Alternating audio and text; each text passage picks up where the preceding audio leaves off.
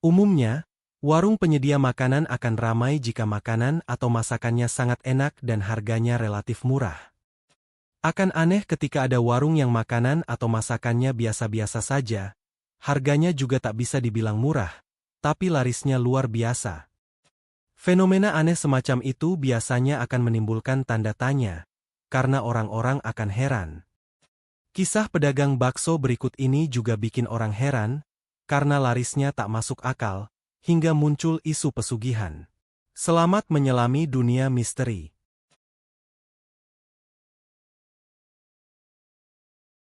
Warung bakso Nainu terkenal di kalangan masyarakat setempat. Dari anak sekolah, ibu rumah tangga, sampai orang-orang kantoran, semua kenal bakso Nainu.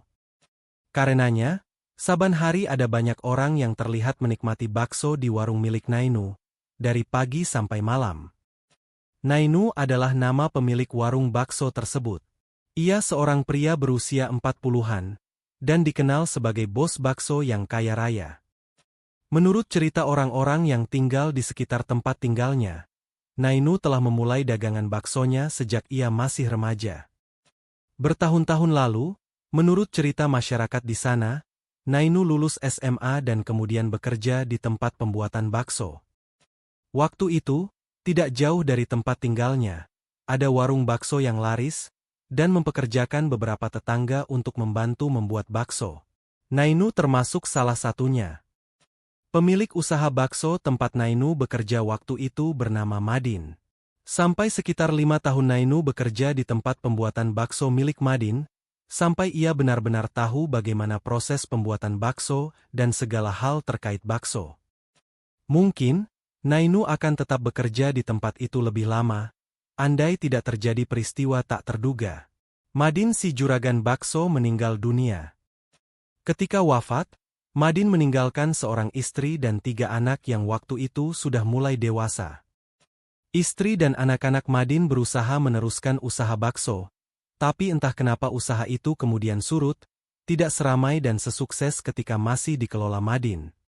Padahal rasa baksonya masih sama, karena dibuat dan dikerjakan orang-orang yang sama, dan tempat jualannya juga masih sama. Tapi makin hari pembeli yang datang terus berkurang. Sampai belakangan warung yang dulunya sangat ramai perlahan-lahan sepi. Seiring usaha bakso itu kian sepi, orang-orang yang tadinya bekerja di tempat pembuatan bakso pun akhirnya diberhentikan. Nainu termasuk pekerja yang terpaksa di PHK, dan sejak itu Nainu menganggur. Selama menganggur, Nainu mencoba melamar kerja ke berbagai tempat, tapi tidak juga ada yang menerima. Bagaimanapun, ia hanya lulusan SMA. Dan satu-satunya keahlian yang ia miliki hanyalah membuat bakso. Setelah 2 bulan menganggur dan tak juga mendapat pekerjaan, keluarga Nainu memberi usul agar Nainu mencoba jualan bakso. Nainu menerima usul itu, karena satu-satunya keahlian yang ia miliki memang membuat bakso. Sementara cara berjualan bakso bisa dipelajari sambil jalan.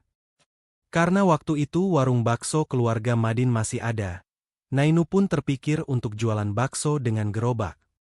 Nainu lalu memesan gerobak bakso pada tukang kayu, dan seiring dengan itu ia mulai membeli mangkok, sendok, dan aneka hal lain yang dibutuhkan untuk berjualan bakso. Beberapa hari kemudian, Nainu sudah mulai menjalankan karir barunya sebagai penjual bakso. Pagi menjelang siang, ia mendorong gerobaknya dari rumah, lalu pergi berkeliling ke berbagai tempat untuk jualan bakso. Tidak ada yang tahu apa yang terjadi selama itu. Yang jelas, dagangan bakso Nainu sepertinya berjalan sukses.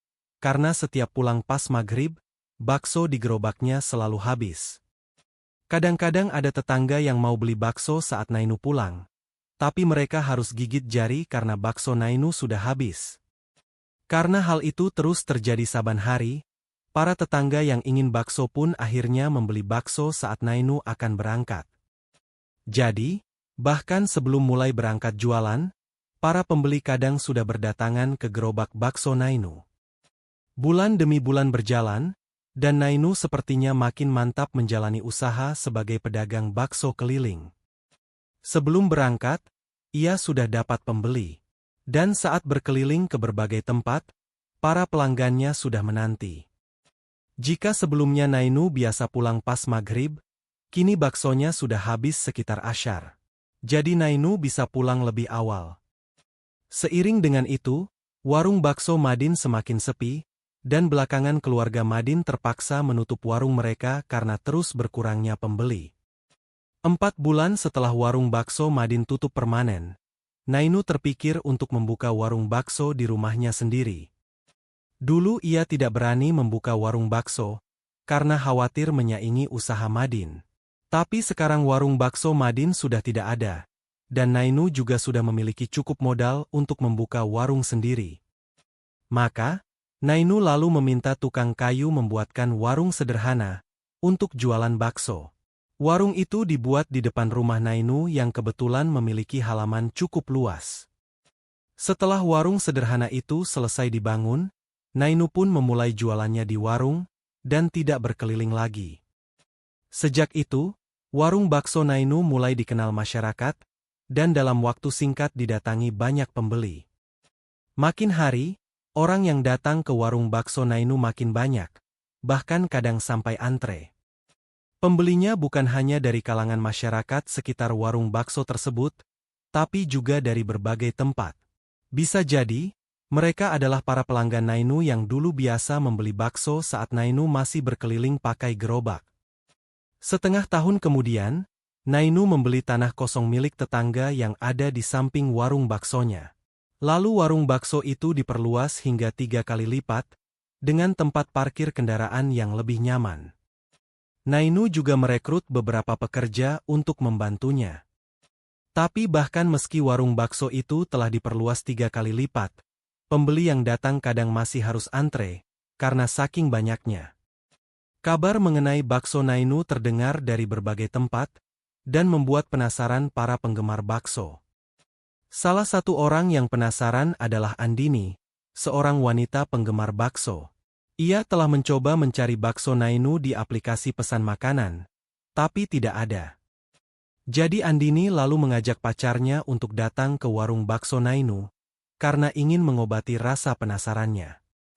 Suatu malam, Andini bersama pacarnya, bernama Samsul, mendatangi warung bakso Nainu. Ketika sampai di sana, mereka mendapati warung bakso yang cukup luas, tapi semua meja telah penuh. Sementara ada beberapa pembeli lain yang terpaksa antre, menunggu ada meja kosong.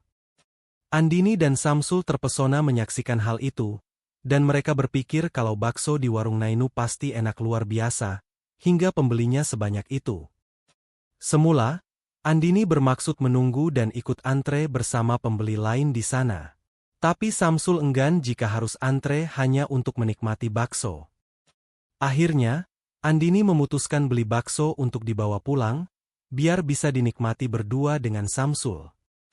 Maka Andini pun memesan 2 bakso dan minta dibungkus. Beberapa menit kemudian, bakso pesanan Andini sudah siap, dan ia pun lalu pulang bersama Samsul. Sesampai di rumah, Andini mengambil 2 mangkok dan sendok, lalu memindahkan bakso dari kantong plastik ke mangkok.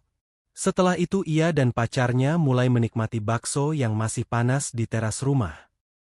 Semula, Andini membayangkan bakso itu memiliki cita rasa yang luar biasa, hingga didatangi banyak orang, bahkan terkenal di kalangan penyuka bakso.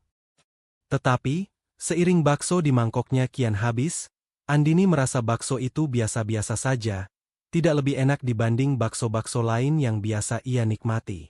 Andini bahkan sering menikmati bakso yang lebih enak dibanding bakso Nainu yang sekarang disantapnya. Usai menyantap semangkok bakso yang menurutnya biasa-biasa saja, Andini bertanya pada Samsul, bagaimana pendapatnya tentang bakso itu. Samsul menyatakan kalau menurutnya bakso itu biasa-biasa saja, dan dia heran kenapa bakso yang biasa-biasa saja itu didatangi banyak orang. Andini sepakat dengan pendapat Samsul, karena dia juga heran kenapa bakso dengan rasa biasa-biasa saja seperti itu bisa sangat laris dan didatangi banyak orang yang rela antre. Seiring percakapan mengenai bakso, Andini dan Samsul lalu curiga kalau warung bakso Nainu menggunakan pelarisan. Menurut Samsul, salah satu ciri warung yang menggunakan pelarisan adalah rasanya enak saat dimakan di tempat penjualnya. tapi berubah tidak enak atau biasa-biasa saja ketika dimakan di rumah si pembeli. Banyak kasus semacam itu terjadi, dan sering dijadikan tanda bahwa warung bersangkutan menggunakan pelarisan atau pesugihan. Samsul memang tidak bisa membuktikan apakah warung bakso Nainu menggunakan pelarisan sebagaimana yang dipikirkannya. Namun menurutnya sangat aneh bakso yang rasanya biasa-biasa saja itu didatangi pembeli yang berjubel saban hari, bahkan rela antre.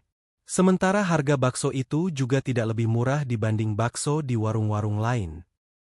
Menurut Samsul, kemungkinan paling masuk akal adalah warung bakso Nainu menggunakan pelarisan hingga mampu mendatangkan pembeli secara luar biasa. Entah perkiraan Samsul itu benar atau tidak, yang jelas warung bakso Nainu tetap ramai setiap hari, dari siang sampai malam. Para pembeli berdatangan tanpa henti, kendaraan berjajar silih berganti, dan Nainu menjadi orang kaya. Jangan lupa like, komen, share dan subscribe, agar tidak ketinggalan kisah-kisah misteri lain di channel ini. Sampai jumpa di kisah berikutnya.